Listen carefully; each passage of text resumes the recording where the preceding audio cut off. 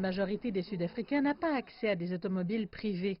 Cela signifie que la réserve de moyens de transport public efficaces, fiables, sûrs et bon marché est cruciale à la vie quotidienne des gens. L'industrie des taxis est la sève du système de transport public de ce pays. Depuis la fin des années 70, celle-ci a servi les Sud-Africains en leur procurant un moyen accessible de transport public dans quasiment tous les coins du pays. L'immense majorité des passagers des transports publics recourent aux taxis, suivis par les bus et les trains. Le secteur est une source importante de création d'entreprises, avec environ 150 000 propriétaires d'entreprises de taxis actives. Mais ce secteur demeure non régulé, et c'est une industrie qui est souvent troublée par des problèmes qui ont terni sa réputation. Ces problèmes incluent les guerres entre taxis qui affectent les clients. C'est aussi un secteur qui néglige souvent la loi.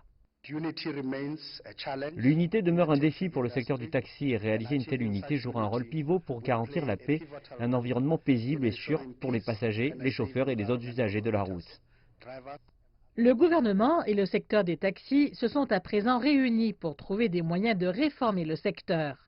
Lors d'une réunion qui s'est tenue récemment, plusieurs acteurs se sont entendus sur la nécessité de réguler le secteur et sur la nomination d'un groupe de travail afin de garantir le succès de cette tâche. Le groupe de travail que j'essaie de mettre en place continuera à négocier sur des questions particulières sur lesquelles nous ne sommes pas d'accord. Ce n'est pas comme si nous brandissions un pistolet à la tempe du secteur des taxis afin qu'il donne son approbation. Nous nous sommes donc mis d'accord à présent sur cette question de formalisation en termes de procédure, et ce n'est pas quelque chose qui doit aboutir dans 10 ans. Le ministre Balula a demandé que le groupe de travail s'occupe de la mise en œuvre des résolutions. C'est un secteur des taxis nouveau et amélioré qui verra le jour d'ici avril l'an prochain. Tandis que les taxis demeurent le principal mode de transport public, au cours des dernières années, le gouvernement a introduit d'autres moyens efficaces de transport public. Ceux-ci incluent les bus GoTrain et Revaya, parmi d'autres. Le Revaya est un système de bus à haut niveau de service à Johannesburg et dans les zones alentours, tandis que le GoTrain est un système de métro.